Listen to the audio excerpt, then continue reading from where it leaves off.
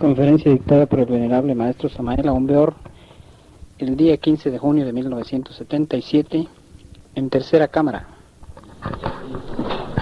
Esta es en realidad de verdad una cátedra de tercera cámara. Es conveniente que los hermanos entiendan bien las cosas. En realidad de verdad, quienes ingresan a esta tercera cámara deben tener ya cierta preparación para poder comprenderla. Algunas veces se me ha insinuado la idea de hacerla más sencilla y al alcance de todos. No hay necesidad de eso. Más sencilla tenemos las de segunda cámara y las de primera y también las de antecámara. Quienes vengan aquí a esta tercera cámara, advierto, tienen que tener la preparación para entenderla. Porque aquí se habla, dijéramos, en forma de una enseñanza de tipo superior. Bien, después de este preámbulo vamos a comenzar nuestra tercera cámara. Ante todo, mis caros hermanos, hay un punto muy importante que expuse en Guadalajara y que también lo expuse en Durango. Quiero referirme a la cuestión del concepto materia. Obviamente, decía y dije en todas esas cátedras que la materia es algo que los materialistas no conocen. Es incuestionable que resulta demasiado empírico llamar materia a todo por igual. Podríamos afirmar en forma enfática que materia es un pedazo de hierro. ¿Qué diríamos entonces del cobre, de la plata, del oro, del platino, de un pedazo de algodón o de un pedazo de hielo?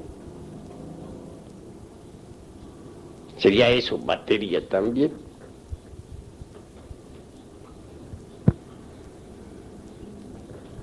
Si un químico en un laboratorio llamara fósforo a todos los elementos químicos que existen en el mismo, ¿no sería acaso tal afirmación absurda? No menos absurdo resulta denominar materia a cualquier elemento, a cualquier sustancia per se, es decir, por sí. Quienes así proceden son empíricos, pero no científicos en el sentido trascendental de la palabra.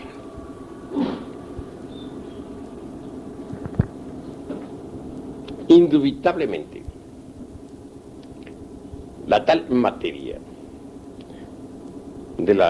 por la cual se han apasionado tantos y tantos individuos polarizados negativamente es terra incognita para la ciencia oficial, mas tiene sus pontífices y sus dogmas inquebrantables y sus Biblias. Por ejemplo, la dialéctica de Carlos Marx. Me refiero en forma enfática a la dialéctica materialista. Sería el libro Biblia de los secuaces del dios materia. Eso es indubitable. Con todo y esto, y lo que estamos afirmando en forma enfática, digo que lo que se llama materia, o eso que denominan materia, como sustancia es incognoscible, per se. En latín quiero decir por sí.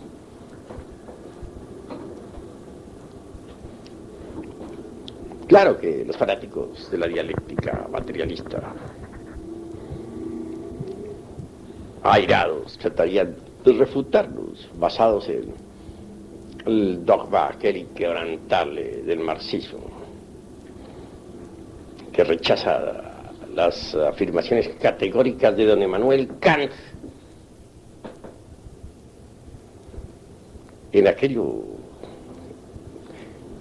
que se dice por sí o en sí mismo, etc. Quiere Marx embotellar la mente dentro del dogma inquebrantable y cerrarle el paso a la dialéctica. Nosotros indubitablemente somos dialécticos y por lo tanto no admitimos dogmas, sean estos de tipo materialista o de tipo espiritualista. No estamos contra la dialéctica, puesto que somos dialécticos. Usamos la dialéctica en el análisis, en la exposición doctrinaria. Si decimos que don Emmanuel Kant tenía la costumbre de hablar sobre las cosas en sí, procederíamos en forma dogmática. Téngase en cuenta que la cosa en sí es algo que no conocen precisamente los pontífices de la dialéctica materialista.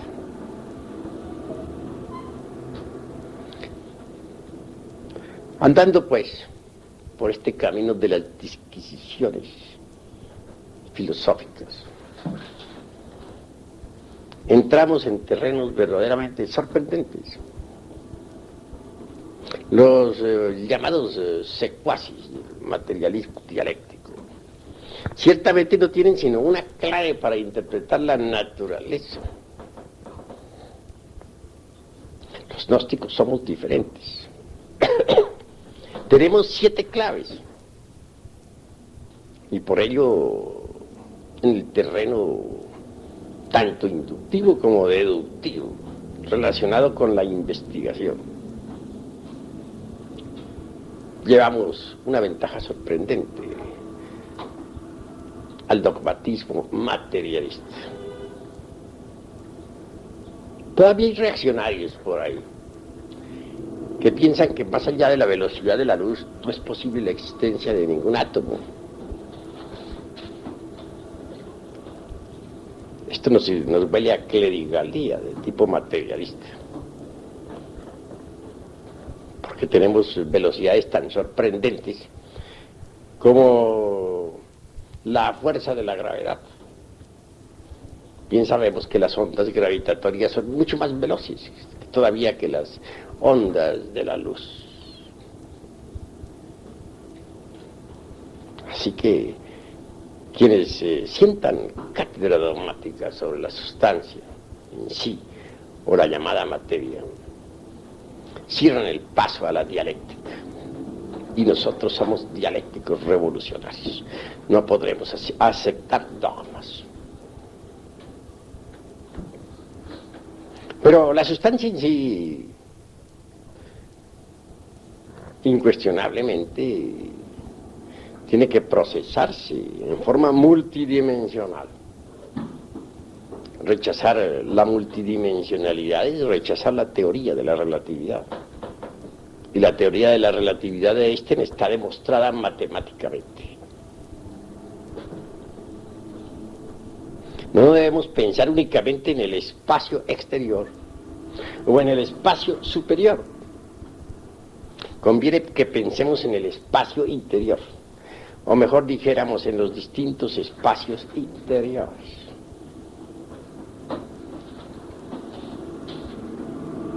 Se sienta cátedra siempre afirmando que la naturaleza tiende a agotarse. Aparentemente esto resultaría axiomático cuando contemplamos los procesos involutivos de la misma. Pues téngase en cuenta que evolución e involución se hermanan y constituyen el eje mecánico de toda existencia universal.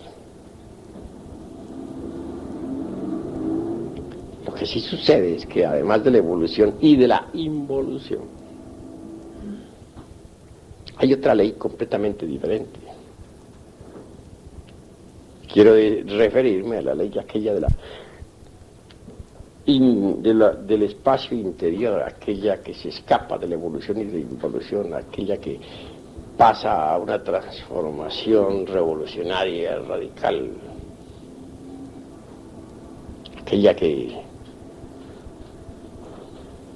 se introduce, dijéramos, en dimensiones superiores por revolución.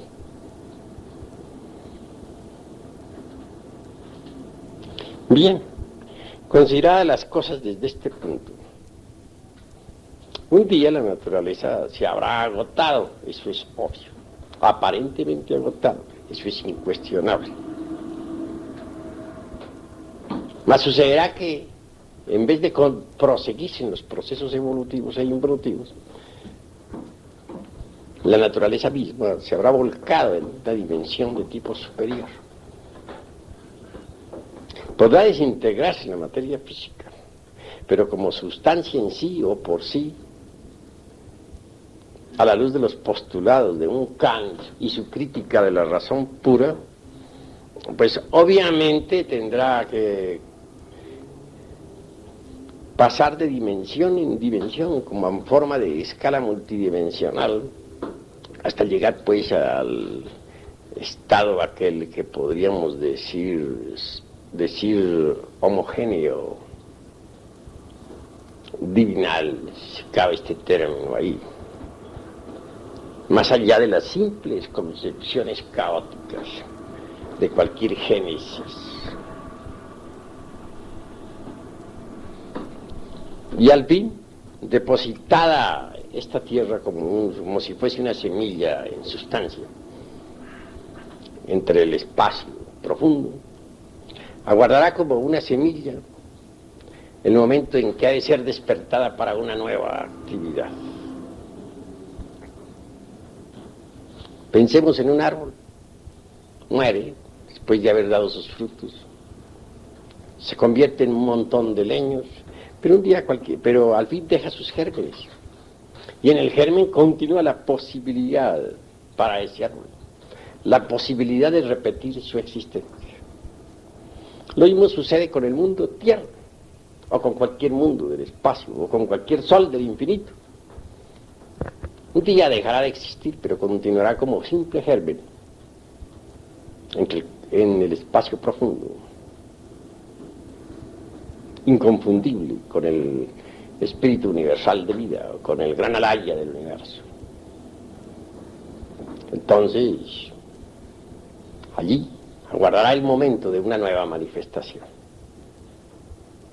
Obviamente, cuando tal instante llegue, la fuerza eléctrica, el huracán eléctrico, el torbellino eléctrico polarizará nuevamente esa sustancia. Y nacerá un nuevo caos, por ende. Y es el fuego, o el logos, quien fecundará tal caos. Tal caos podríamos llamarlo, y lo hemos llamado otras veces, el limbus, o el mysterium magnum. Tal caos en sí mismo pertenece a esa materia de que otro día les hablara, llamada el Liaster. Los orientales la denominan Sababat. Indubitablemente, tal germen, después de que haya sido diferenciado por el impulso eléctrico, o polarizado, o bipolarizado, viene a ser, o vendrá a ser, fecundado por el fuego. Y entonces, de ese caos nacerá una nueva vida. Surgirá el anima mundis, en forma nueva. Descenderá de dimensión en dimensión a través de sucesivas cristalizaciones hasta aparecer como un mundo nuevo. Cuando eso sea, nuestra actual Tierra no será más que una corteza geológica, un cadáver, una nueva luna que girará alrededor de ese mundo nuevo del futuro. Bien, hago esta exposición para decirles lo siguiente.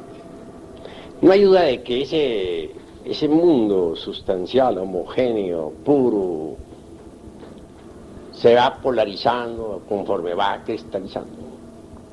Y al fin definitivamente aparece físicamente bipolarizado. Como parte positiva lo llamaremos espíritu. Como parte negativa podríamos llamarlo materia, aunque la gente no sepa qué cosa es eso. La corriente de tipo, los que se identifican con el polo positivo de esa sustancia homogénea, ya en plena bipolarización, se denominan espiritualistas. Forman corrientes religiosas, escuelas, sectas de tipo místico. Los que se identifican con el polo negativo se denominan materialistas. Los primeros adoran a un dios espíritu de tipo antropomórfico. Los segundos adoran a un dios materia. La religión de los primeros les liga, pues, o intentan ligarse a lo divinal por medio de sus creencias. La religión de los segundos cree que es posible ligarse al dios materia a través de sus sectas o también creencias. Tan religiosos son los unos como los otros.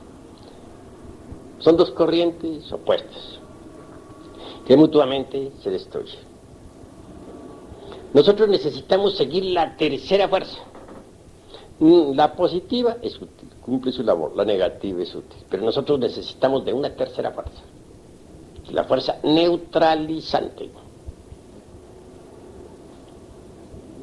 Esta resuelve la lucha de los opuestos brincando hacia la síntesis. La tercera fuerza es neutralizante. La tercera fuerza es interior, profunda, nos lleva hacia el ser. Necesitamos autoexplorarnos para autoconocernos y descubrir en nosotros mismos eso que es la verdad.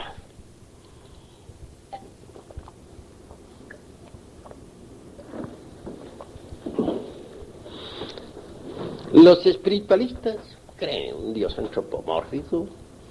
Los materialistas creen en su querido Dios materia. Ambos son creyentes. Y ni el uno ni el otro conocen la verdad. La verdad solamente es posible conocerla mediante la tercera fuerza, que está dentro de nosotros mismos, aquí y ahora. Me refiero a la fuerza neutral.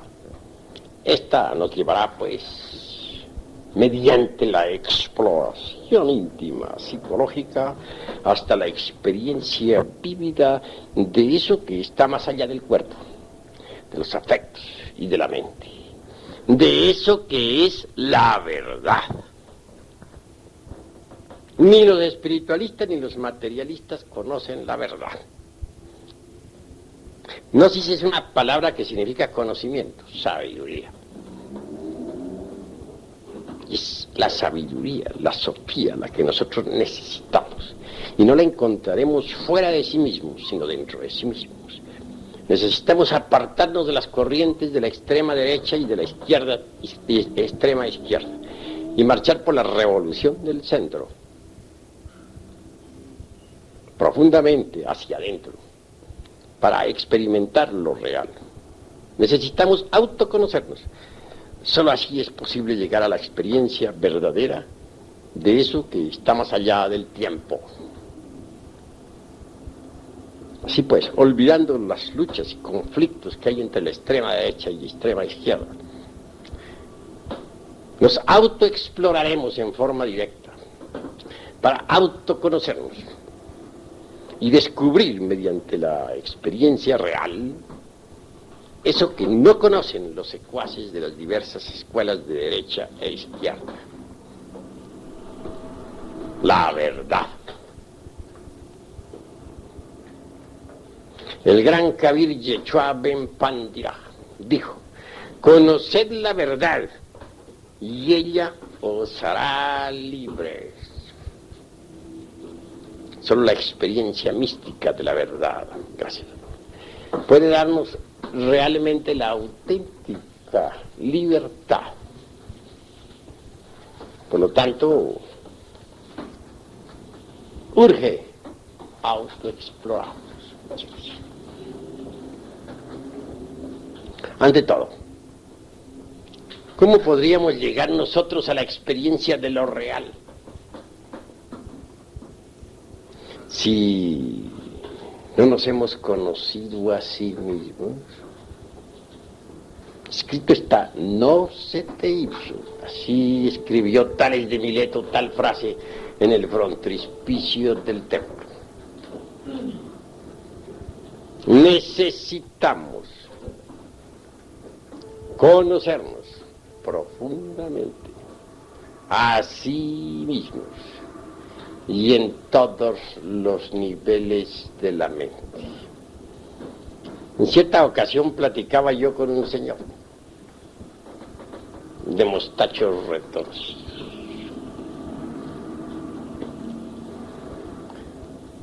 Me decía él que a sí mismo se conocía. Le dije, señor, si usted se conoce a sí mismo, dígame, ¿cuántos átomos tiene un pelo de su bigote? El hombre se quedó estupefacto, sudó frío. Dijo, no lo sé. Le dije, pero si no conoce un simple pelo de su bigote, ¿cómo se va a conocer totalmente a sí mismo? Realmente no pudo él, de forma alguna, rechazar lo que le dije. Él hubiera querido, naturalmente, refutarme ante el veredicto solemne de la conciencia pública. Pero ciertamente el argumento era, dijéramos, convincente, y en modo alguno podía él rechazarlo. Tales de Mileto fue ante todo, pues, un gran iniciado en la Grecia antigua. Fue alguien que descolló por su sapiencia. Le han denominado, pues, el filósofo del fuego, porque realmente él profundizó muchísimo en la sapiencia del fuego. Él logró llegar donde muchos todavía no han llegado. El fuego es algo que hoy en día, dijéramos, es desconocido para la humanidad. Lo utilizan, como utilizan la electricidad, pero nadie puede decir qué cosa es el fuego. Permanece siendo todavía ignorado completamente. Bueno, continuando con esta cuestión, con esta disquisición, les diré lo siguiente. Antes que todo, es urgente, inaplazable, impostergable, como ya les había dicho en otra reunión, cambiar nuestra forma de pensar, aprender a pensar en forma nueva, forma distinta, porque la gnosis es un conocimiento que, a pesar de ser tan antiguo, es nuevo, y escrito está en el Evangelio crístico: nadie echa vino nuevo en odre viejo, porque el vino nuevo, y así está escrito, destruiría al odre viejo. También se ha dicho en el Evangelio crístico: nadie pondría o cortaría un pedazo de tela de un traje nuevo para remendar un traje viejo que ya no sirve, un traje inútil. Sería absurdo en todo sentido hacer una cosa así. Piensen ustedes lo que significaría, por ejemplo, que cortar un pedazo de un traje nuevo para remendar un traje viejo. Eso es absurdo en un 100%. Así que, en realidad, de verdad, mis queridos hermanos, necesitamos nosotros aprender a pensar en forma completamente nueva. Se necesita una transformación mental. Pero bueno, ahondemos un poco más. Existen 4 clases de conciencia, o 4 estados de conciencia que conviene que ustedes lo entiendan profundamente. El primero es el de la persona que está profundamente dormida en su cama. En estas circunstancias el ego ambula, anda fuera del cuerpo físico, pero completamente inconsciente, en estado de coma. Es bueno entender que los difuntos, después de que dejan el cuerpo físico, viven en los mundos internos con la conciencia completamente dormida. Por lo común andan soñando, inconscientes, en forma completa, íntegra, unitotal. Lo mismo sucede en esa pequeña muerte que es la del cuerpo físico, que es el sueño ordinario.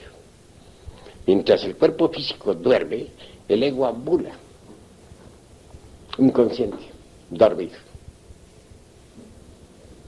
El segundo estado es el del llamado estado de vigilia. Sucede que cuando un individuo vuelve al estado de vigilia, continúa soñando, tan dormido como estaba antes, solo que ahora su cuerpo es activo para los sueños y por lo tanto más peligroso. Una cosa es cuando el cuerpo es pasivo para los sueños, entonces no hay tanto peligro, y otra muy diferente es cuando el cuerpo es activo para los sueños y entonces el peligro es mayor. En el llamado estado de vigilia el cuerpo físico es activo para los sueños y entonces es cuando se cometen errores de toda especie. Toda la humanidad vive en esos 2 estados de conciencia. Es necesario pasar al tercer estado de conciencia. Y solamente se podría pasar al tercer estado de conciencia, que es el de la recordación de sí mismo, empezando por cambiar nuestra forma de pensar. Porque si nosotros venimos aquí a este lumicial, a recibir las enseñanzas, y luego, pues en la calle somos otra vez como éramos antes, ¿cuál ha sido el cambio que se ha verificado en la forma de pensar? ¿De qué sirve recibir las enseñanzas aquí en esta cátedra? Si en la casa, en la calle, en el trabajo continuamos como siempre con nuestras emociones negativas, con nuestras reacciones ante los impactos del mundo exterior, con los mismos celos de siempre, con los mismos odios acostumbrados, etc. Hay que cambiar, claro está, la forma de pensar. Aprender a pensar en virtud de las enseñanzas que aquí se reciben. Porque si se reciben las enseñanzas y la forma mecánica de pensar sigue como siempre, entonces, ¿cuál es el cambio? ¿No sería posible pasar al tercer nivel o tercer estado de conciencia, que es el de la recordación de sí mismo, si nosotros no cambiamos previamente nuestra forma de pensar? Incuestionablemente, si deseamos un cambio, habremos de empezar por cambiar el aspecto intelectual y el aspecto emocional. Esto significa eliminar de sí mismo todo ese automatismo inconsciente e intelectual que hemos tenido, todos esos procesos de la mente razonadora, todos esos celos, todos esos hábitos antiguos, esa ira, todo ese odio. Urge el cambio radical en el intelecto.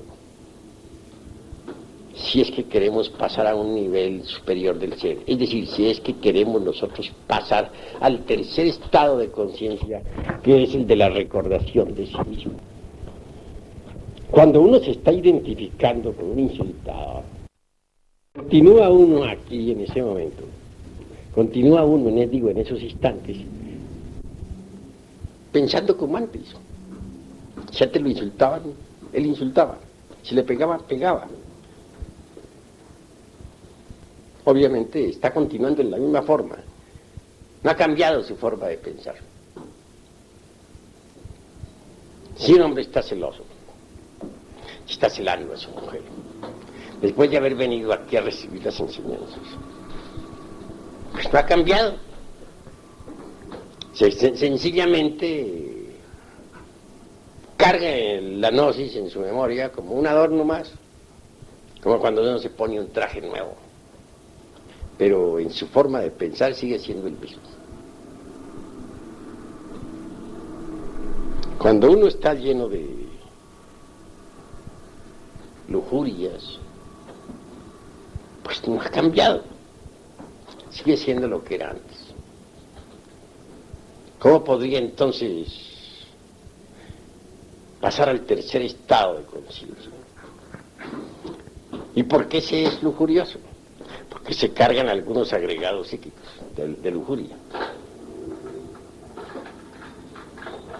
Más aún, el que se identifica con alguna escena lujuriosa, obviamente se olvida de sí mismo. Y en ese momento se manifiesta lujurioso. Da oportunidad a los yoes de la lujuria para que ellos hagan lo que quieran.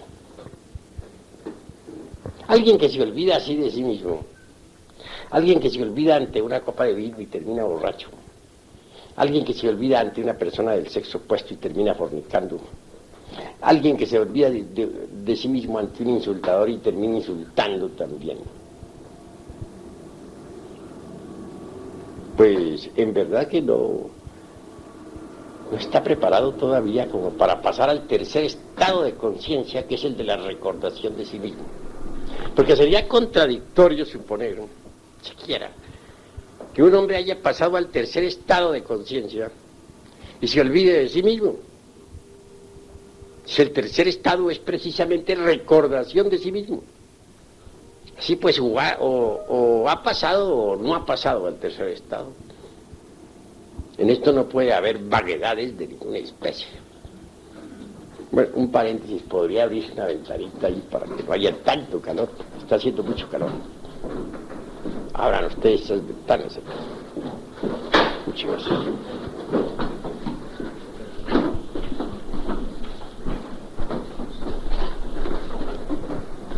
Bien, hermanos, y prosigamos nosotros aquí con estas disquisiciones. Hay que trabajar el centro intelectual y también el centro emocional. No hay duda de que las emociones negativas nos vuelven mentirosos, como ya les había dicho a ustedes en alguna ocasión. Las emociones negativas nos tornan violentos.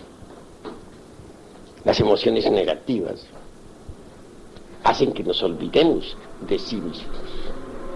Un individuo, por ejemplo, celoso, llevado de la emoción negativa de los celos, pues se vuelve violento, puede matar a otro y en consecuencia ir a la cárcel, puede tratar mal a su mujer, tal vez injustamente, etcétera.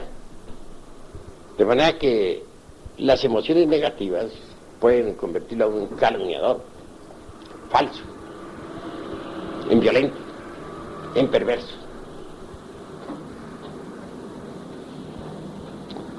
Pero es muy difícil, en verdad, poder controlar las emociones negativas. Un momento estamos tranquilos, puede que al siguiente momento no lo estemos. Supongamos que estemos aquí muy en santa paz, escuchando esta cátedra, y de pronto alguien nos trae una noticia Nos dicen que un pariente o un hermano de nosotros ha sido fuertemente golpeado por fulano de tal que le pegó un balazo, o que le pegaron un balazo. Claro, si no tenemos control sobre sí mismos, salimos como locos. Abandonamos aquí de inmediato lumicial, protestamos en nuestro interior, nos encontramos a alguien en la calle, le contamos rápidamente lo que sucedió, y puede darse que el caso de que al llegar al lugar donde se dice acaeció la tragedia, nada pasa. Era una falsa alarma. Entonces, ¿qué sucedió? Lo uno, abandonamos la cátedra. Lo otro, calumniamos a alguien. Lo otro, asumimos actitudes violentas. Y lo otro, que fue lo peor, pues fortificamos los yoes que tenemos en la parte negativa del centro emocional, en vez de desintegrarlos. Vean ustedes cuánto daño pueden hacernos las emociones negativas. Por una emoción negativa podemos volvernos asesinos, por una emoción negativa podemos volvernos perversos, por una emoción negativa podemos nosotros calumniar al prójimo, por una emoción negativa podemos nosotros levantar falsos juicios sobre nuestro mejor amigo, etcétera. Sin embargo, tenemos esa marcada tendencia a dejarnos llevar siempre de las emociones negativas. No hemos aprendido a ser austeros, impáviles, serenos, mesurados. Así que introducir la gnosis en nuestra forma de pensar para cambiar e introducirla en el centro emocional cuesta un poco de trabajo. Pero si nosotros pensamos en lo que son los centros de la máquina orgánica, por ejemplo, el centro intelectual tiene algo del centro motor y algo del centro del movimiento. ¿Cómo podríamos nosotros conseguir que el centro emocional inferior quede bajo control total? Si decimos voy a tener fuerza de la voluntad, no me voy a dejar llevar de emociones violentas, negativas en ningún momento, puede ser que a las primeras de cambio fallemos terriblemente. Entonces necesitamos introducir la gnosis aquí, en la mente, sentir la emoción superior que produce la gnosis. Y el poquito de voluntad que hayamos adquirido, más la gnosis y la emoción superior, nos permitirá controlar completamente a las emociones inferiores y negativas.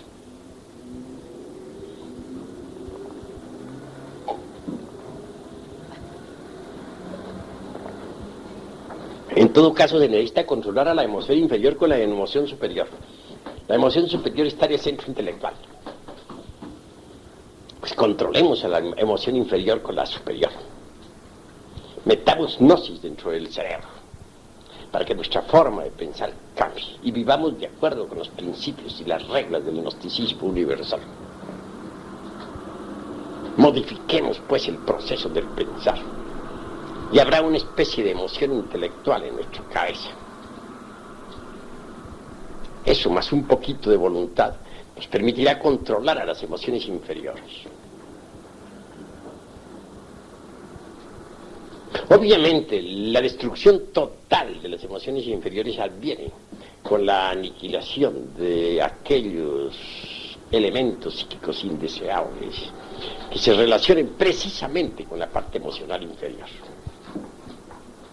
Pero entre tanto, y mientras tales elementos son eliminados, debemos controlar al centro emocional inferior con la parte emotiva del intelecto. Un intelecto alumbrado por la mística gnóstica. Ese es el camino obvio hacia eso. Solo por ese camino podría procesarse verdaderamente un cambio que es tan necesario. Se necesita precisamente ir cambiando poco a poco. Y esto de ir cambiando poco a poco es posible si vamos introduciendo las reglas gnósticas, la sapiencia del gnosticismo universal en nuestro pensamiento, en nuestra mente. Pero como les digo, hay que modificar completamente pues la mente Necesitamos de una nueva mente para pensar. Porque con la mente vieja, con esa mente ya decrépita, con esa mente ya deteriorada, con esa mente acostumbrada a todo este tren de vida que normalmente llevamos, no sería posible provocar un cambio en nosotros mismos. Así que el centro de la mente y el centro emocional deben ser trabajados con las reglas gnósticas, con las enseñanzas que hemos dado, si es que de verdad queremos un cambio definitivo en nuestra forma de ser, de sentir. Necesitamos pensar en forma nueva, sentir en forma nueva, obrar en forma nueva. ¿Qué buscamos a través de todo esto? Obviamente que estamos buscando algo que es sumamente importante. Estamos buscando en verdad purificar la conciencia cósmica que está embotellada entre nosotros. Hay una gran conciencia, me refiero a la conciencia cósmica. Desgraciadamente la conciencia cósmica está enfrascada entre el ego. Purificar la conciencia solamente es posible aniquilando el ego. Quien no se resuelva a pasar por la aniquilación budista jamás podría lograr la purificación de la conciencia. Es obvio que con la aniquilación budista el despertar de la conciencia se convierte en un hecho. Una conciencia despierta es una conciencia purificada mediante la aniquilación del ego. Eso es indubitable. En todo caso, el proceso didáctico del psicológico, dijéramos, de la liberación de la conciencia en nosotros, tiene naturalmente un nombre en budismo oriental. Se le denomina Alaya Vijnana. La Alaya Vijnana. Este Alaya Vijnana guarda alguna relación con el cuerpo de ley, que es el Dharmakaya. El Dharmakaya en sí mismo, como sustancia ser, es inmortal, divinal. El cuerpo ley del Dharmakaya nos da eso que podríamos denominar omnisciencia. Si por algo al cuerpo ley se le llama Dharmakaya, es porque es el resultado de tremendos trabajos hechos en nosotros mismos y dentro de nosotros mismos aquí y ahora. Que el cuerpo de Dharmakaya pueda sumergirse entre el vacío iluminador, y más aún que pueda llegar a la talidad que está más allá del mismísimo vacío iluminador, es innegable. Es innegable. Quien posea el cuerpo de Dharmakaya ha llegado a la felicidad real y a la verdad última. Pues no sería posible llegar a poseer tal cuerpo si no hemos trabajado la conciencia escondida en nosotros, a esa conciencia que se encuentra enfrascada entre el ego. Se hace necesario desenfrascarla, desembutirla, desembotellarla, liberarla, mediante el trabajo sobre sí mismos. Y no es posible trabajar o provocar un cambio al trabajar sobre sí mismos si antes no hemos empezado por cambiar nuestra forma de pensar y de sentir. Un individuo que recibe la enseñanza y continúa embotellado en los antiguos procesos intelectuales y emocionales. No puede en modo alguno originar cambio alguno.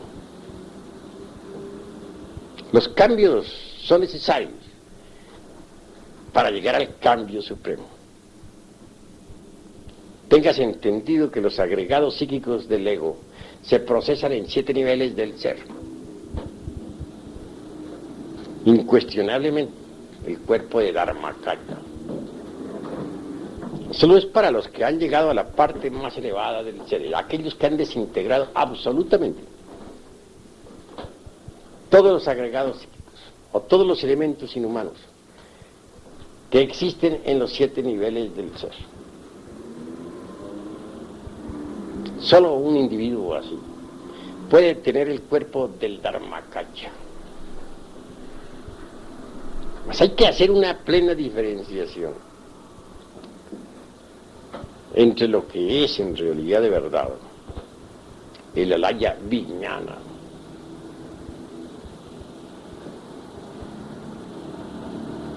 y lo que es el sunyata.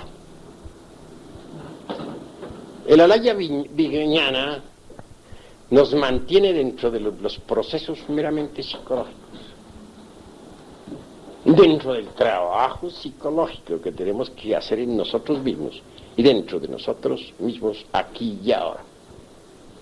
Mientras alguien esté dentro de los procesos psicológicos de la alaya vijnana, podrá, sí, en ausencia del querido ego, entre comillas, porque el querido no tiene nada,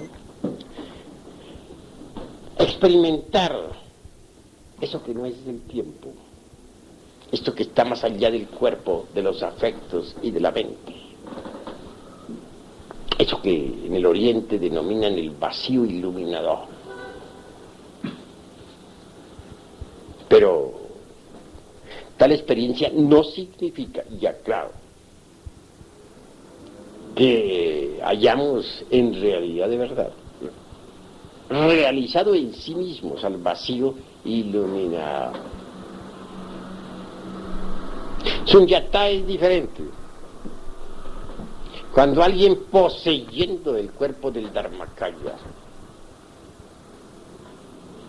que está a un paso más allá de la conciencia absolutamente despierta,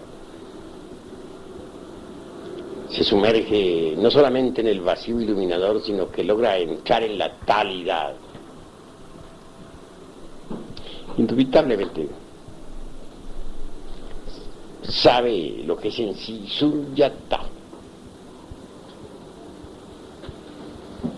Así que alaya vijnana es un concepto meramente psicológico.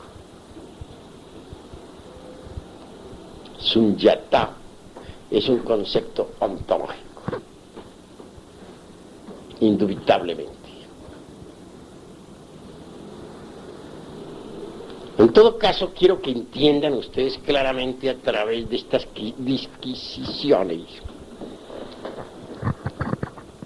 que una cosa es la maquinaria esta espantosa y terrible de la relatividad, y otra cosa absolutamente diferente, el vacío iluminador.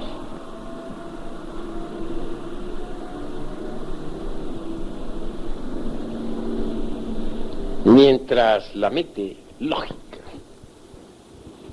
continúe con sus confrontaciones dentro de esta maquinaria terrible de la relatividad, no seremos felices.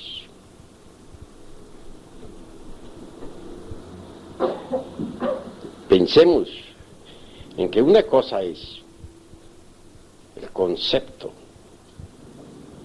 psicológico, como alaya vijnana, y otra cosa es el concepto ontológico de sunyata.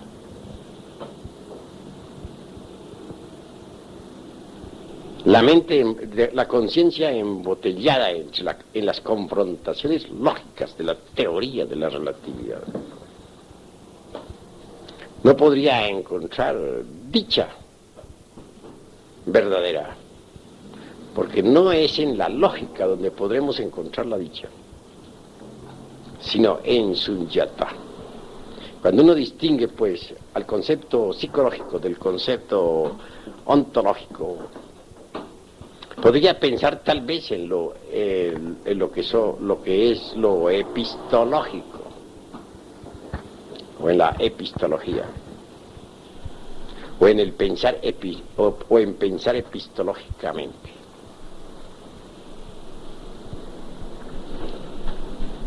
Llegar pues a desligarse o a zafarse de dentro del pensamiento lógico, para reposar pues en el vacío iluminador, es el máximo anhelo que tenemos. Pero aclaro, yo hoy estoy definiendo metas, de que mientras nosotros estemos embotellados en las confrontaciones lógicas, no podremos de verdad saber qué cosa es el Sunyata, porque Alaya Vijnana no es Sunyata.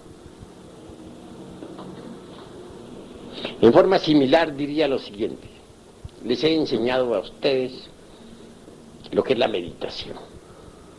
Les he dicho que, por ejemplo, nosotros en vida podemos experimentar eso que no es del tiempo, en ausencia del ego. Hasta les he dado un mantra para que trabajen con él. Eso es obvio. Un día cualquiera podrían ustedes llegar a esa dicha. Porque si la conciencia está puesta en una cantina, allí estaremos nosotros.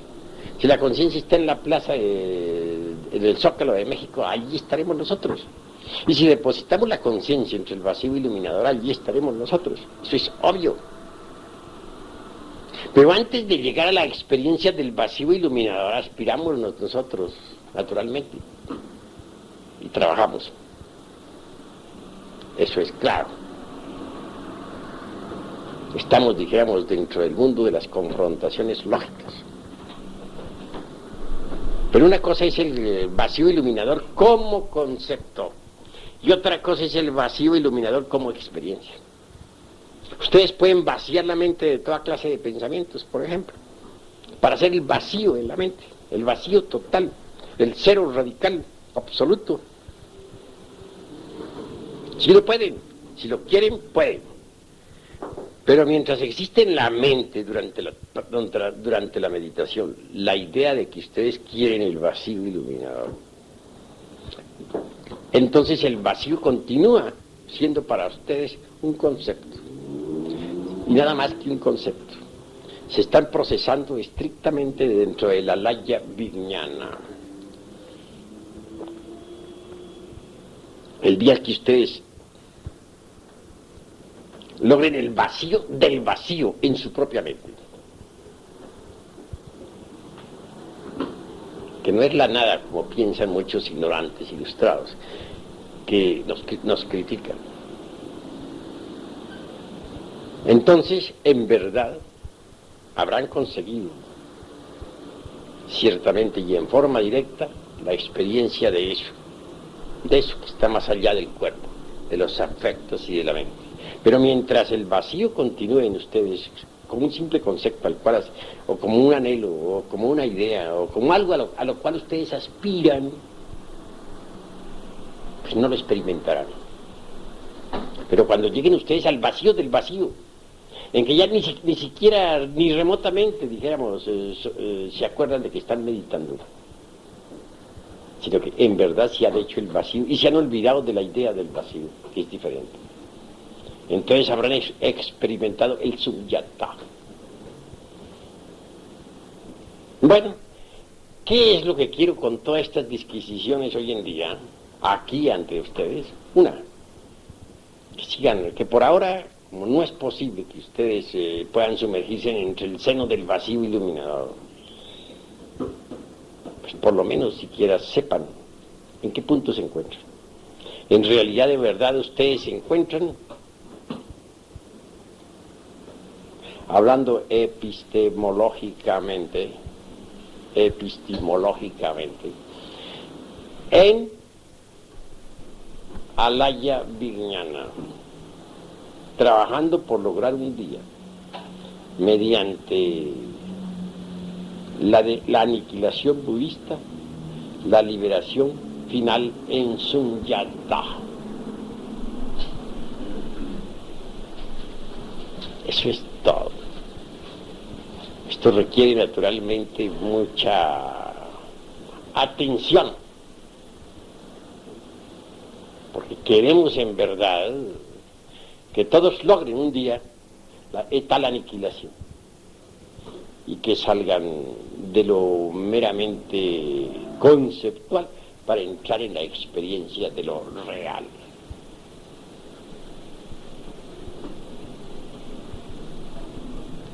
Total aniquilación absoluta es necesaria.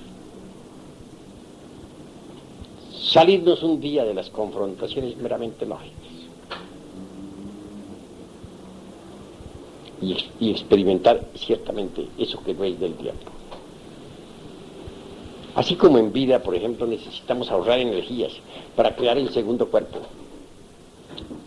psicológico, que es el astral, que así se denomina. Porque si gastamos nuestras energías, la creación del segundo cuerpo se hace algo más que imposible. Así también necesitamos, a través de la didáctica esta de la alaya, de la gran alaya universal, o de la alaya vijnana, y aniquilando los agregados psíquicos. Conforme los vayamos aniquilando, las energías se van acumulando en nosotros. Y tales energías después nos permitirán ciertamente la creación del cuerpo del Dharmakaya.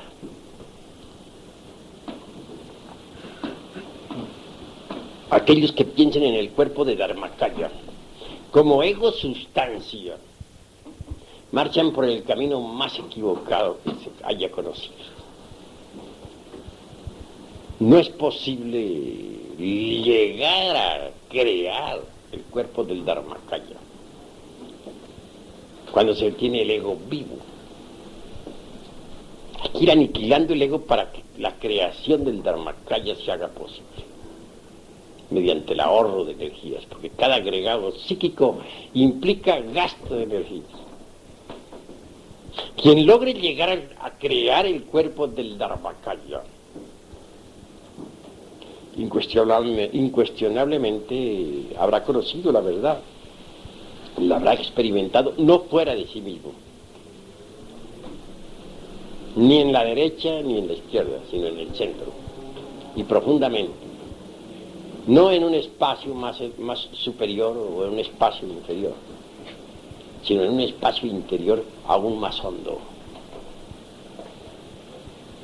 Quien forme, quien fabrique el cuerpo del Dharmakaya mediante el trabajo interior de sí mismo, mediante la desintegración del ego, incuestionablemente llegará a experimentar la dicha del vivir, conseguirá la auténtica felicidad que no es del tiempo, porque el cuerpo del Dharmakaya es cuerpo ser y no ego ser, como pretenden muchos ignorantes ilustrados.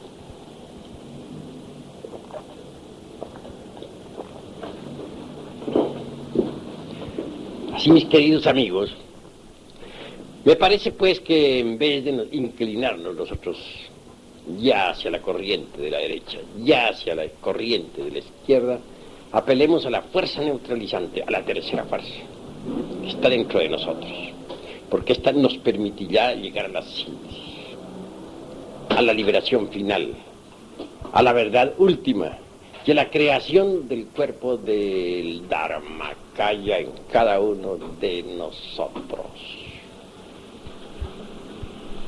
Van viendo ustedes con qué objeto insisto en la necesidad de cambiar la forma de pensar y de sentir. Tiene un solo objeto: provocar un cambio interior de fondo mediante el trabajo esotérico, gnóstico, crístico. Y a medida que ese cambio se vaya verificando, nos iremos acercando más y más a la dicha de los Dharmakayas. En última síntesis, anhelo que cada uno de los aquí presentes, trabajando sobre sí mismo, fabrique así interiormente, muy hondamente, el cuerpo del Dharmakaya. Hasta aquí pues esta cátedra, más quedan abiertas las puertas en este momento para las preguntas que ustedes han de hacer. Así pues, pedimos a los hermanos que hagan sus preguntas, ¿no? Espero que no me vayan a salir con preguntas de segunda cámara, ni de primera cámara, ni de antecámara. No se olviden que estamos en tercera cámara y las preguntas deben estar a la altura. Allí pues, el que quiera preguntar, pregunte con la más entera libertad.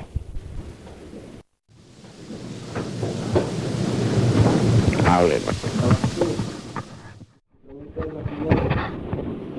Cuando se está en el estado sueño, como decía usted, y el ego vaga por el mundo o por el submundo, nosotros penetramos a nuestro propio país psicológico. Y naturalmente que las impresiones de ese país psicológico son las que nos inducen a actuar en el estado vigilia. O sea que estaríamos pues en las mismas circunstancias. Pues cada cual realmente vive en su país psicológico y cada cual está ubicado psicológicamente en algún lugar. Algunos estarán ubicados en un prostíbulo y otros en una iglesia. Cada cual psicológicamente tiene su lugar de ubicación. Así como en el mundo físico tenemos nosotros un lugar donde estamos ubicados. Psicológicamente también podemos estar ubicados en tal o cual lugar de nuestro país psicológico. Eso es obvio. Que influyan las impresiones subconscientes sobre la vida humana, eso es cierto.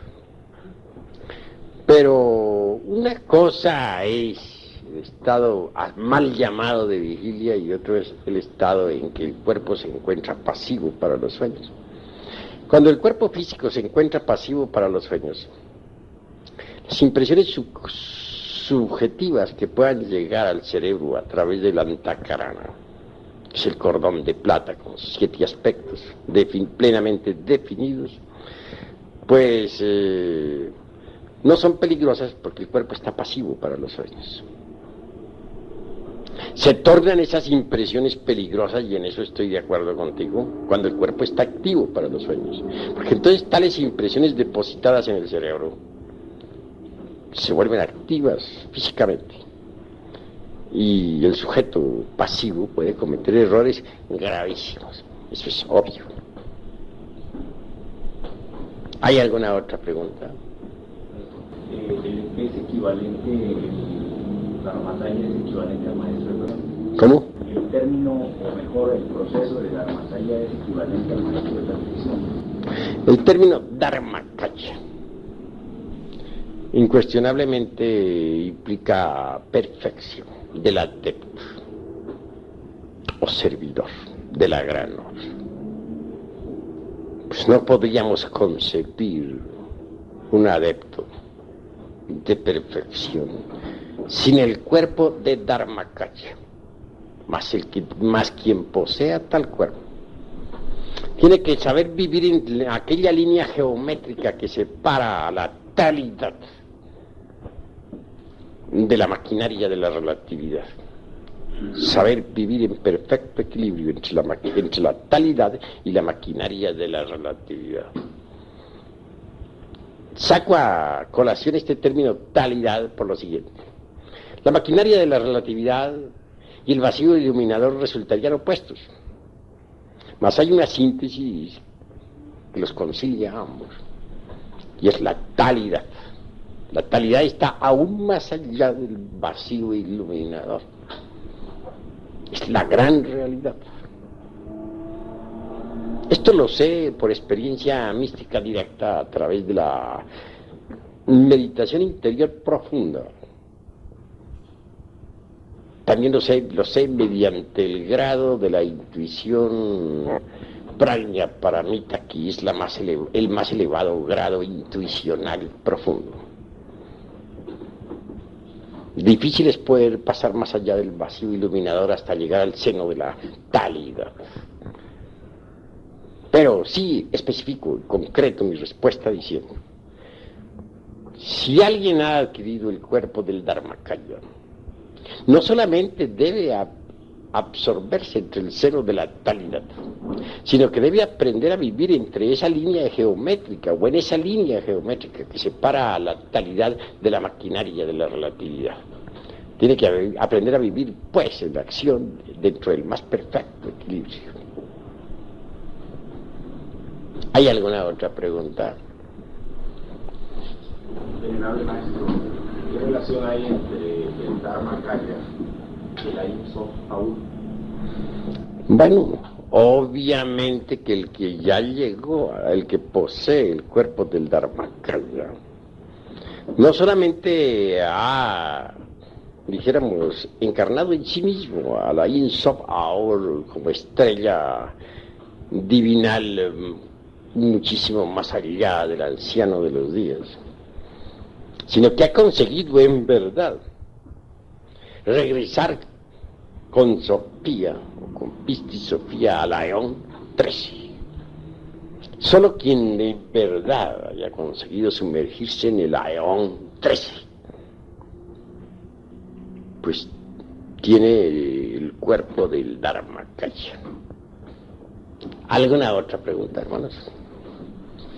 Venerable maestro, ¿qué fenómenos estaría operando en la psicología de una persona que, a pesar de que tiene la sabiduría gnóstica y la ha comprendido, no la sabe aplicar sobre cada uno de sus defectos? Bueno, ante todo quiero que sepas una cosa. Hemos empezado esta cátedra por decir lo siguiente: si alguien posee, pues, el conocimiento, las reglas precisas del gnosticismo universal para el trabajo directo sobre sí mismo, pues indubitablemente, y eso es claro, debe aplicárselas para cambiar su forma de pensar. También dijimos que si uno no cambiaba su forma de pensar, muy a pesar de haber recibido las instrucciones precisas, pues sencillamente estaba perdiendo su tiempo miserablemente, porque para poder en verdad provocar un cambio, antes que todo hay que cambiar la forma de pensar. Debe uno introducir estas enseñanzas, estas ideas en su mente, en su cerebro, y pensar de acuerdo con las ideas, de pensar de acuerdo con las enseñanzas, pensar de acuerdo con el cuerpo de doctrina. Porque si no está pensando con el cuerpo de doctrina, sino con los sistemas ya extemporáneos que usara antes de entrar en la doctrina, pues está perdiendo el tiempo, no está haciendo nada, se está autoengañando a sí mismo y por lo tanto va por el camino del fracaso. Eso es todo. ¿Alguna otra pregunta? Sí. Venerable maestro, nos anunció usted 4 estados de conciencia: el dormido, que está en su lecho, y su ego vaga inconsciente; el mal llamado estado de vigilia; y el tercer estado, el de la recordación de sí mismo. Venerable maestro, ¿sería tan amable de hablarnos concretamente del nombre del 4º estado de conciencia y hablarnos sobre él? Bueno, el 4º estado de conciencia es el de aquel que ha logrado el más absoluto despertar, que ya no sé, hablando epistemológicamente, ya ha pasado muchísimo más allá de las confrontaciones lógicas. Posee el cuerpo de Dharmakaya, puede moverse libremente en esa línea geométrica que separa al vacío iluminador de la maquinaria de la relatividad. Es por ende un sujeto que logró la omnisciencia. No he citado mucho a ese sujeto, o no lo he especificado en esta cátedra, pero por motivo a que le puse más atención al próximo paso que todos tienen que dar, porque todos los que yo veo aquí están en el segundo estado, en el estado se mueven entre el primero y segundo estado, pero no veo aquí uno que esté en el tercer estado, en el de la recordación de sí mismo. No lo veo, lo estoy buscando, no lo veo. Hay algunos que dan esperanzas, pero nada más. Ahora, si no están todavía en el tercer estado, ¿cuál estaría en el 4º? Sin embargo, un día, si ustedes se proponen trabajar sobre sí mismos, no solamente llegarán al tercer estado, sino llegarán también al cuarto. Para llegar al tercero, ya les digo, tienen que meter estas enseñanzas en su mente y aprender a pensar de acuerdo con estas enseñanzas. El modo de pensar viejo, anticuado, extemporáneo, definitivamente debe ser cancelado. Pero no solamente se debe aprender a pensar de acuerdo con este cuerpo de doctrina, aquí, en plena aula, cuando estamos instruyendo un grupo. No, a todas horas, a cada instante, en función de momento en momento, en la vida doméstica y en la calle, y en la plaza de mercado y en donde sea. ¿Me han entendido? Bueno, ¿alguna otra pregunta, hermanos? ¿Podría, maestro, indicarnos el orden de las 4 calles? Es decir, ¿los otros 3 están después del Dharmakaya o antes? Obviamente, los 4 calles son indispensables. Sin embargo, yo prefiero pensar de acuerdo con la doctrina de los 3 cuerpos.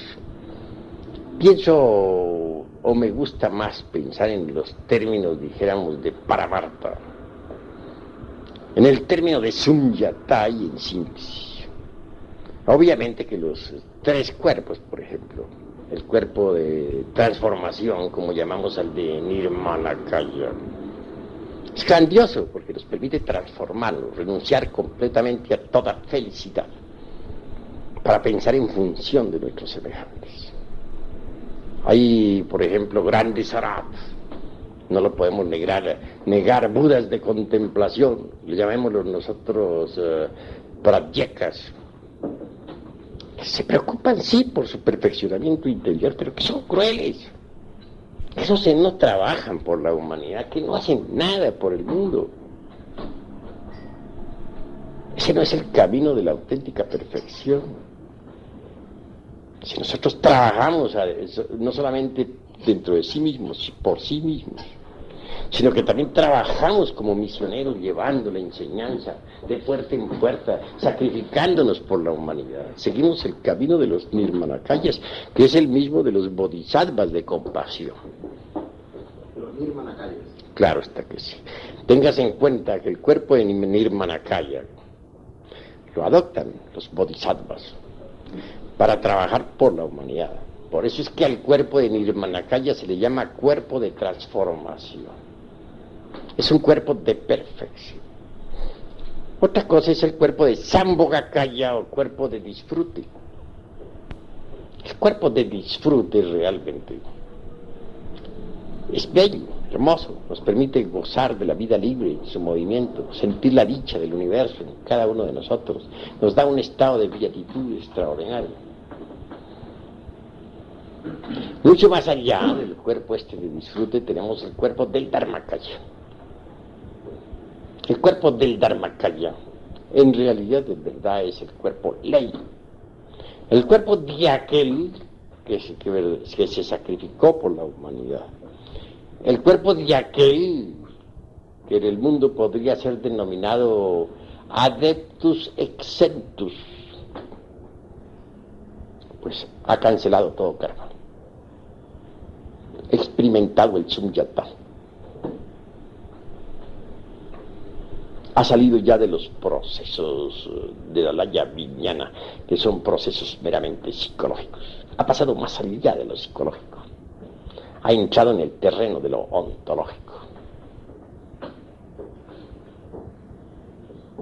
Así, mis queridos amigos, que bien vale la pena seguir trabajando sobre sí mismos, sobre nuestra propia conciencia interior, que es la conciencia cósmica, embotellada, pero que debemos purificar esta conciencia interior, es un hecho. Se purifica mediante la desintegración de los elementos psíquicos inhumanos que en nuestro interior cargamos. ¿Alguno otro tiene algo que preguntar? Al formar el cuerpo de Dharmakaya, el elemento que está procesándose, digamos, hacia la maestría de reflexión, allí ya cuando se forma ese cuerpo, cuando se empieza a formar ese cuerpo, ¿hay ya transposición atómica en el proceso de la momificación? ¿O no es en ese momento, sino un momento más atrás? Bueno, es completamente diferente la cuestión que tú preguntas, porque una cosa es la cuestión esa de la momificación egipcia o inca, como sea. Y otra cosa son las verdades ontológicas o psicológicas. En la cátedra no me he referido precisamente al vehículo físico. He preferido únicamente tratar sobre lo ontológico, a la luz de Sunyata y con plena explicación de la Alaya Prajnana, que es diferente. Así pues, que mejor será que nos concretemos a estos dos basamentos, el ontológico y el psicológico. Conviene también que nosotros aprendamos a conocer lo que son los límites de la confrontación lógica. Si nosotros buscáramos la paz auténtica dentro de las confrontaciones lógicas, incuestionablemente no la hallaríamos. Quien quiera experimentar la verdad tiene que salirse de la lógica. No importa cuán bien estructurada esté esta última. Cuando uno estudia a don Emmanuel Kant, filósofo de Königsberg, se maravilla de las confrontaciones lógicas y de de los procesos planteados por él en su crítica, en la cuestión del razonamiento. Pero ni los silogismos más perfectos, ni los prosilogismos mejor estructurados, ni los silogismos más grandiosos podrían brindarnos la auténtica paz de la verdad profunda. Nosotros necesitamos indubitablemente, si queremos experimentar la verdad, salirnos de la lógica, porque la lógica no es una morada verdaderamente perfecta para el ser. Necesitamos algo más que las confrontaciones lógicas, algo más que los procesos inductivos o deductivos. Necesitamos ciertamente del cuerpo del Dharmakaya, de ese Dharmakaya que experimenta y que puede experimentar a la hora que quiera directamente el Sunyata, y que sin embargo, a pesar de todo, se mantiene en esa línea geométrica auténtica y perfecta que marca, dijéramos, el camino centro entre la maquinaria esta de la relatividad y el vacío iluminador, lo que no es del tiempo. No sé si la pregunta que le vaya a hacer, maestro, pueda ser un poco improcedente, pero tengo la idea de pedirle con mi lógica experimental y formal una pequeña explicación sobre el proceso que usted nos ha venido explicando. Ha explicado una parte, digamos, superior, de lógica superior, podríamos decirlo así, a pesar de que nosotros no estamos preparados para entender la lógica superior. Pero tengo interés en conocer, o de qué manera sencilla se podría entender el proceso entre la tercera coordenada y la cuarta coordenada, cuando se explica la formación de esos elementos que van desintegrando, van permitiendo que se procese de un campo al otro campo. Yo no podría explicarme mejor, no sé si... Bueno, entiendo lo que es el proceso multidimensional, eso es obvio, es claro, y no podemos dejar de explicar esta cuestión. Vivimos en un mundo pues de 3 dimensiones, largo, ancho y alto, eso ya lo sabemos. Indubitablemente la cuarta coordenada es diferente. Esta cuarta coordenada o cuarta vertical llega hasta interferir realmente con el mesón K, o con las regiones esas en las que se procesa el mesón K. Pues se ha podido investigar a través de los científicos chinos cómo el mesón K es alterado por fuerzas de un universo paralelo. De la manera que la misma ciencia oficial está llegando a la cuestión de la cuarta vertical. El mesón K, por ejemplo, no se procesa exactamente de acuerdo con las leyes de la tercera dimensión. Pues no actúa de acuerdo con la ley de la paridad. Es vital dentro de un mundo tridimensional. Se mueve en forma distinta, interferido perfectamente por un universo paralelo. Es el universo de la cuarta vertical.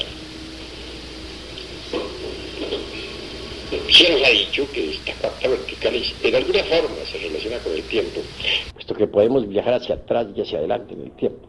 Precisamente ahora, en este viaje que hicimos nosotros por Durango, estuve en contacto con un hombre bastante interesante, un físico atómico. Este hombre, a pesar de ser un genio en física nuclear, aprendió a moverse con el cuerpo físico en el tiempo.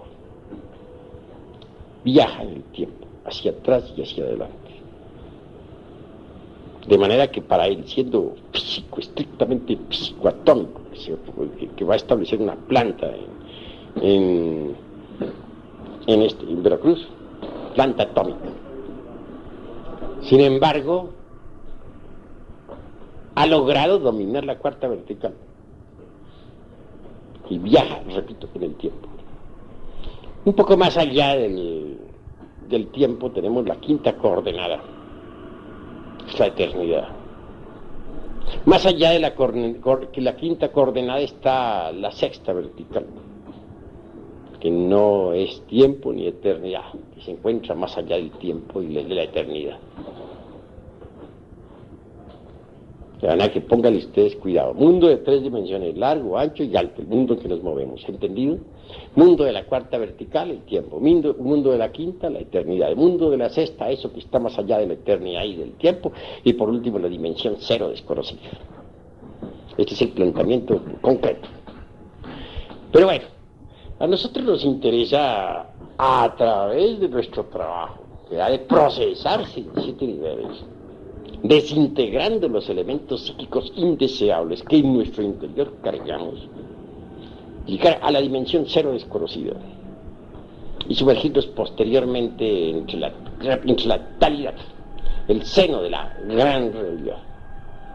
Pero el trabajo es de enjundioso contenido, profundo, didáctico y dialéctico. Se requiere conocer las técnicas de fondo en la cuestión de la meditación profunda. Venerable maestro, ahora que se ha tocado este punto de las dimensiones, de la relatividad y del juego, tengo algunas inquietudes al respecto. Si el movimiento del cual se habla mucho, pero que realmente no se sabe qué es, tiene su origen en el fuego, y otra inquietud es si realmente el espacio en las diferentes dimensiones, siendo uno, tiene diferentes movimientos. Pues tu pregunta es interesante, pero resulta extemporánea. Ya pasó el siglo XVIII en que se distinguía y se hablaba sobre fuerza y materia, que se discutía sobre eso y se agotaba la gente discutiendo sobre eso. También se decía que la materia era un modo del movimiento, que el espíritu era otro modo del movimiento, ¿no? Está anticuado ese concepto. Hay necesidad de ser más profundos en el pensar. Esto es demasiado superficial. Tenemos que ahondar más en la cuestión interior profunda, ¿no? Y comprender que lo interesante para nosotros es un monismo, no un dualismo. Si aprendemos a pensar en forma monística, más allá de los dualismos conceptuales y de las confrontaciones lógicas, sean estas aunque sean estas del tertium organum en estilo Uspensky, incuestionablemente podemos en verdad pensar mejor, transformar nuestra mente y así por ese camino producir cambios más a fondo, porque indudablemente las ideas son necesarias, pero hay que saberlas usar. Ideas monísticas nos llevan a un cambio integral total. Pues monístico es el Dharmakaya. Los Dharmakayas no son dualistas jamás, siempre son monistas. Por eso un Dharmakaya no se afiliaría a una escuela de extrema derecha o de extrema izquierda. Es revolucionario. Marcha por el camino del centro, que es el camino de la síntesis. La cuestión multidimensional es innegable. Pero en esta cuestión de la multidimensionalidad del espacio hay muchas sumas y restas. Se trata de cuestiones meramente matemáticas. Y eso es lo fundamental, saber que las entidades que gobiernan este universo de la relatividad son números vivientes. Entremos pues en el terreno de las matemáticas. ¿Alguna otra pregunta, hermanos? Sí. Maestro, usted nos habla de que para hacer el cambio radical. ¿Cómo? Nos dice usted que para hacer el cambio radical hay que meternos en y en la emoción del intelecto la doctrina, y vivir en base a lo que es la doctrina. Pero pregunto, a manera de una aclaratoria, esos puntos geométricos donde se mueve un Dharmakaya está entre el vacío iluminador y la confrontación psicológica, vendría siendo el estado de conducta de un superhombre que puede estar más allá del bien y del mal y no lo puede interpretar las multitudes de la forma correcta. Porque podríamos pensar, maestro, que, digamos, de forma fanática, la doctrina nos llevaría en forma mal interpretada a la mojigatería. Y el no cumplimiento de la doctrina nos llevaría entonces al camino del error. Llegar a ese estado de punto geométrico es como llegar a un equilibrio como el que tiene el superhombre. Bueno, obviamente el superhombre es terriblemente divino, está más allá del bien y del mal.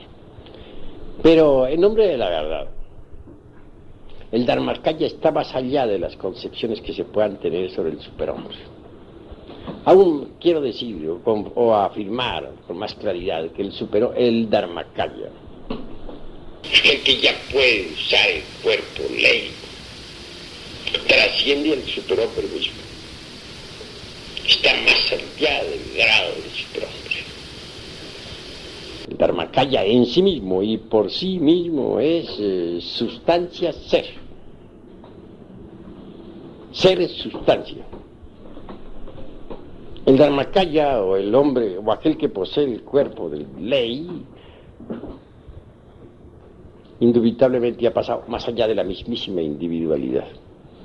Porque la individualidad debe disolverse completamente si se quiere convertirse en Dharmakaya.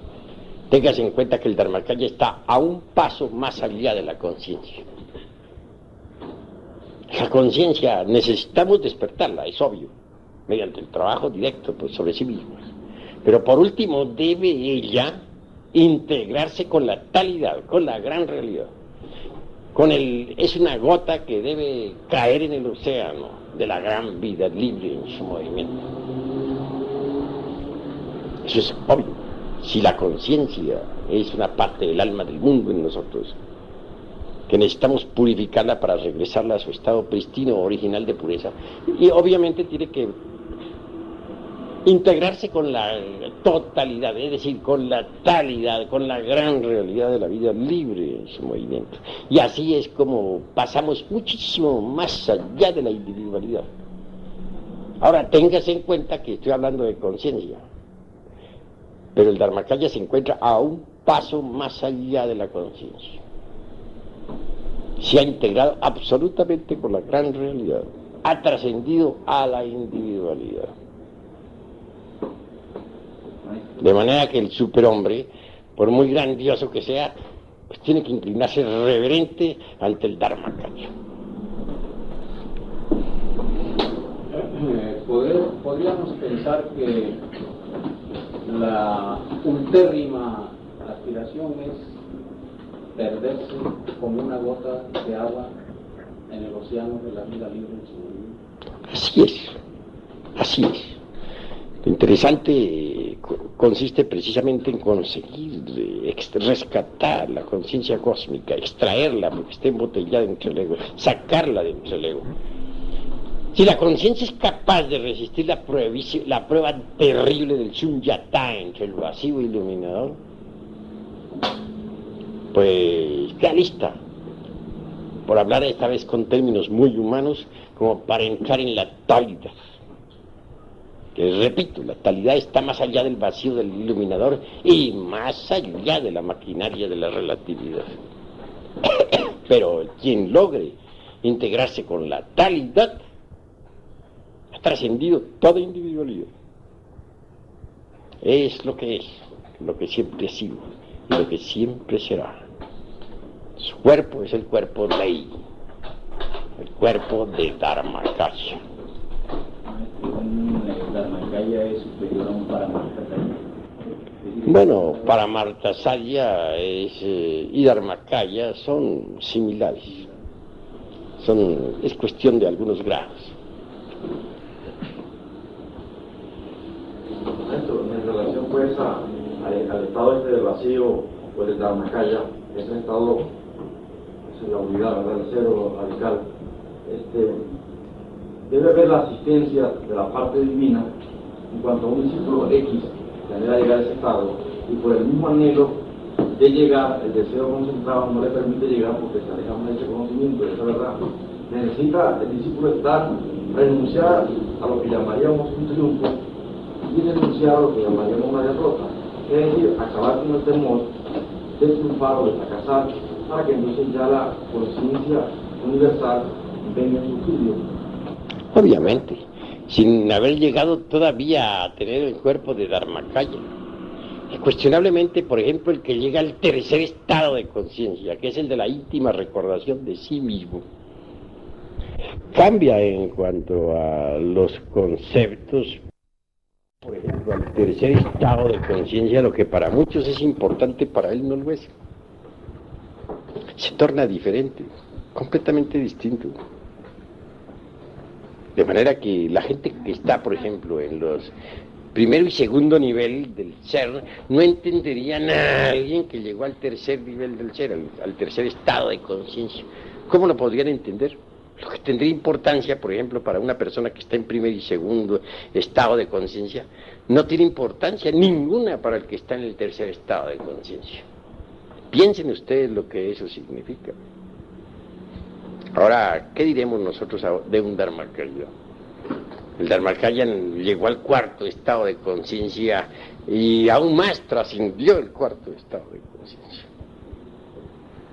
Porque el cuerpo ley es cuerpo sustancia, inseparable del ser. Si llega a semejantes alturas, tiene otra forma, otro modo de comprender. En estos estudios no debemos olvidar nosotros la didáctica. Es claro que cada uno de nosotros carga en sí mismo el misterio de su propia autorrealización. Cada uno tiene su misterio propio particular, diferente. La forma como alguien puede resolver su propio misterio puede ser distinto al modo como lo resuelve otra persona. Cada cual tiene su propio misterio interior que carga. Nosotros podemos dar, por ejemplo, las leyes generales como para que ustedes trabajen, pero los detalles, los procesos específicos, individuales, muy íntimos, pues constituyen el misterio de cada cual. Y cada cual tiene su propio misterio de la autorrealización. Un misterio diferente. Eso es claro. Por todos estos motivos, conviene que en realidad tomemos la gnosis en serio y que nos dediquemos a trabajar sobre sí mismos. ¿Alguna otra pregunta? Maestro, podríamos pensar, desde luego, que la materia es la parte, digamos, más grosera de la sustancia, o en última instancia, la sustancia es la parte superior de la suprema de la materia. Bueno, en realidad es verdad, la llamada materia es sustancia cristalizada. Al desintegrarse esa sustancia, pasa a dimensiones superiores y se procesa en 7 niveles antes de caer, por último, convertido en simple germen en el caos de donde un día salió. Eso es obvio. Ahí duerme entre el caos durante 7 eternidades, hasta que amanezca un nuevo gran día. Venerable maestro, usted nos hablaba de los maestros exentos y que se habían logrado liberar del karma. Entonces se me presenta una inquietud. Muchos bodhisattvas en estado caído han hecho gran daño psicológico a la humanidad, transformándola negativamente como el ejemplo. Luego luchan ellos, ayudados por su ser interior, y logran la maestría y se sacrifican por la humanidad. Pero hay una gran desproporción entre transformar a una persona positivamente o ayudarla con una enseñanza y que ella la asimile y la realice, a transformarla negativamente con el ejemplo. Pero ¿cómo es posible llegar a liberarse del karma a no ser por el perdón y el amor? Bueno, ante todo la pregunta está mal hecha, porque en realidad de verdad nadie puede transformar a nadie. Tú puedes, por ejemplo, recibir las instrucciones que aquí se te dan, correcto, eso está bien, las técnicas para el trabajo, pero nada más, tú eres el que tienes que trabajar. Un adepto cualquiera puede mostrar el camino a los demás, pero es el discípulo quien tiene que recorrer el camino. Una cosa es el cuerpo de doctrina que uno recibe y otra cosa es el trabajo que tiene que hacer sobre sí mismo. Alguien, por ejemplo, podría estar muy bien o recibir una ayuda, por ejemplo, sobre el rasgo principal. Sabemos muy bien que cada cual psicológicamente tiene un rasgo característico principal. Podríamos indicarle a fulano de tal, tu rasgo principal es lujuria, o a otro tu rasgo principal es egoísmo, o al otro tu rasgo principal es la envidia. ¿Le haríamos un bien o un mal? Tal vez un mal, porque no lo dejamos que por sí mismo descubriera su rasgo principal a través del desarrollo natural y didáctico.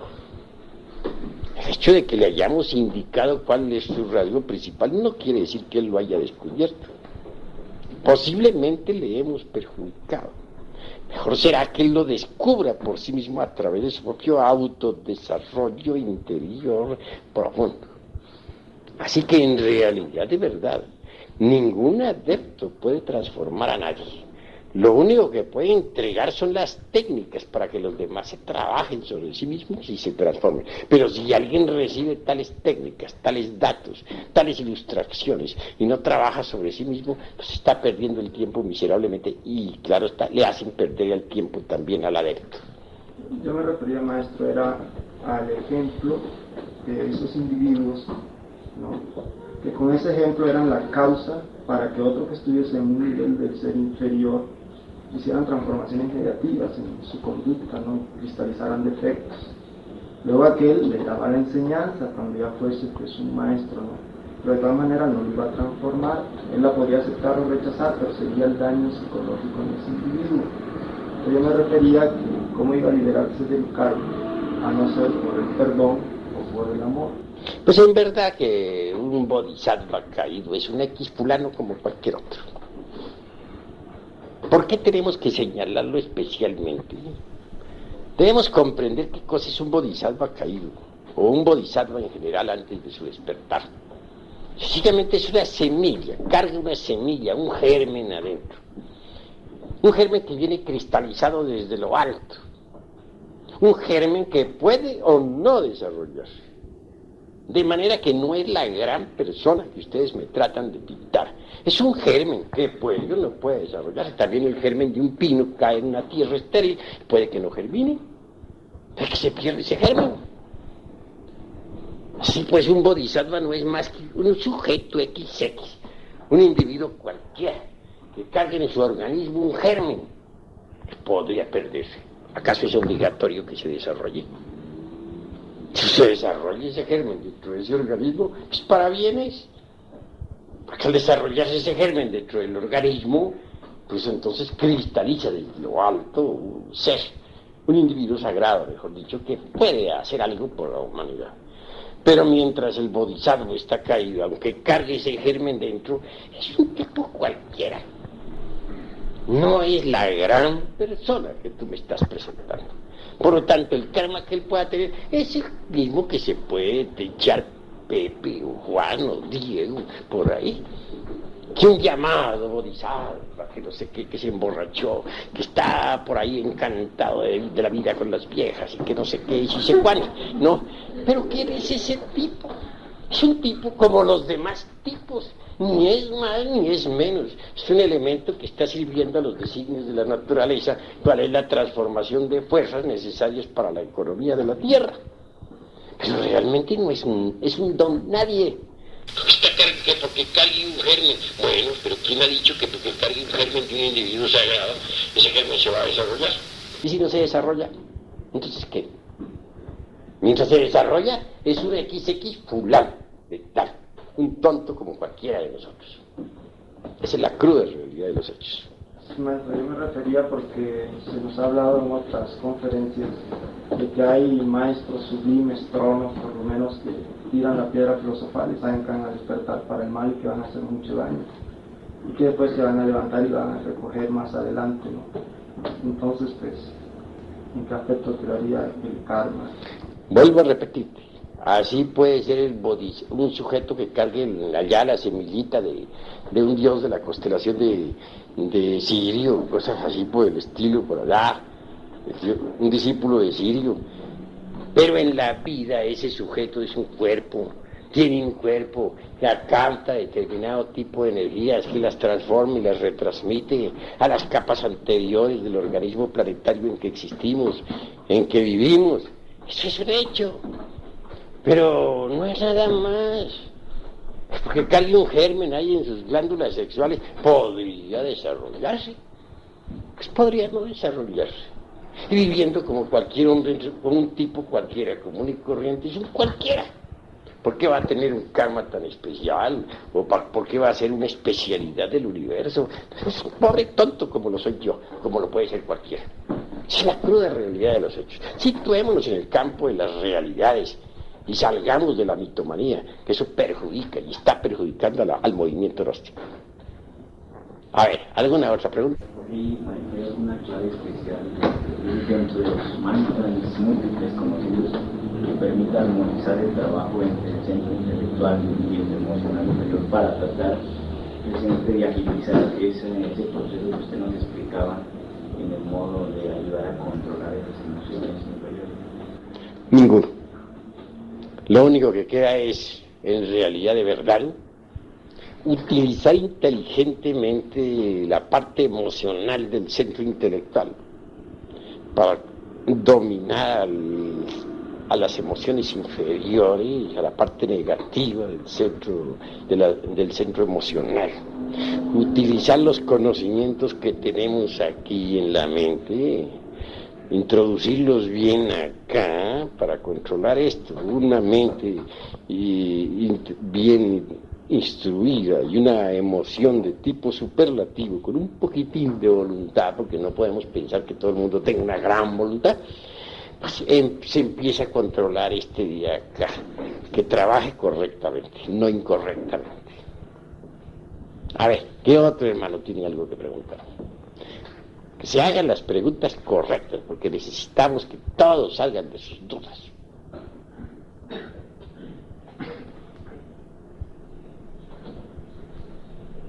A ver, pues veo muy calladitos. Una forma práctica y objetiva para poder hacer la práctica de pensar bien, ¿cómo sería? Para hacer la práctica de pensar correctamente, estudiar las enseñanzas que nosotros les estamos dando, pero estudiar. Y luego meter el cuerpo de doctrina dentro del proceso del pensar. Aprender a pensar en una forma nueva. Esto es cuestión de trabajo, de estudiar. A ver, hermano. Señor maestro, un cuerpo mental superior es el instrumento más idóneo entonces para el trabajo, inclusive que digamos que un cuerpo astral. Pues maravilloso tener un cuerpo mental, pero ¿cómo podríamos fabricar un cuerpo mental si estamos gastando la totalidad de nuestras energías, sean estas de tipo sexual, o sean intelectuales, o volitivas, o meramente sentimentales? Ante todo, si se quiere crear el tercer cuerpo, ya no el segundo, sino el tercer cuerpo psicológico, hay que aprender a ahorrar las energías. Si uno no sabe ahorrar sus fuerzas motrices, vitales, emocionales, intelectuales, volitivas, etc., ¿cómo podría crear el cuerpo si no deja energías para la creación, si las está despilfarrando? Así pues, primero que todo hay que aprender a ahorrar esas energías para poder darse el lujo de crear una mente individual, tener una mente realmente individual, puesto que la gente no tiene mente individual, tiene una colección de mentes, cada cual carga una colección de mentes, pero no una mente ciertamente individual. Maestro, ¿cómo se podría, digamos, utilizar una técnica para vaciar la mente? Una técnica específica para vaciar la mente. Bueno, relajar el cuerpo, absolutamente, primero que todo. Segundo, vaciar la mente de toda clase de pensamientos. Frase que no le gusta al señor Krishnamurti, a mi gran amigo Krishnamurti, a quien aprecio, pero que no le gusta. Le advierto, no estoy criticando, lo aprecio muy sinceramente, pero hay que vaciar la mente, aunque a él no le guste. Tercero, el mantra que ya les enseñé aquí a todos en tercera cámara. A ver, ¿cuál de ustedes sabe cantarlo? Cántalo. Gate, para gate, para gate, body, swap. Muy mal, pésimo. A ver, ¿qué otro? A ver, la hermana, a ver. Canta el mantra. Cantado, a ver. Gate, para sangate, body, swaha. Correcto, correcto. Muy bien, merece un aplauso de todos, pues. Correcto, así es. ¿Por qué no fuiste capaz? Yo no entendí de cantados. Ah, pues estás pensando que los mantras se pronuncian así secamente. Hay que aprender a cantarlos. Claro. Sí. Con verbo silenciado, mente vaciada y cuerpo relajado. Se trabaja hasta que un día, en ausencia del ego, logre experimentarse el vacío iluminador. Es decir, la verdad. Quien logra experimentar la verdad queda reforzado para trabajar sobre sí mismo. ¿Por qué no tiene fuerza los hermanitos para trabajar sobre sí mismo? ¿Qué les pasa? Porque les falta esa experiencia de la verdad. Una cosa es que le digan a uno el camino para llegar a la verdad es este o aquel, y otra cosa es que experimente la verdad. El que quiere experimentar la verdad, pues tiene que indudablemente relajar el cuerpo, vaciar la mente y apelar al mantra de los Prajnaparamitas. Un día logrará la experiencia de eso que no es del tiempo, de eso que es la verdad. Y el que experimenta la verdad entra a trabajar de verdad, con ganas sobre sí mismo. Yo experimenté la verdad cuando era un muchacho de 18 años. Logré la experiencia del vacío iluminador y jamás se me olvidó. Y eso que me tiene aquí ante ustedes hablando con tanta energía, se debió a esa experiencia. Si yo no hubiera pasado por esa experiencia, habría quedado fallo para toda mi existencia. A ver. Discúlpeme, pero como se trata de que yo viajo a Colombia, quisiera escuchar ese mantra en mis propios labios. Con mucho gusto. Para así poderlo hacer conocer también. Correcto, pues acercar eso. Gate, paragate, parasamgate, bodhi, swaha.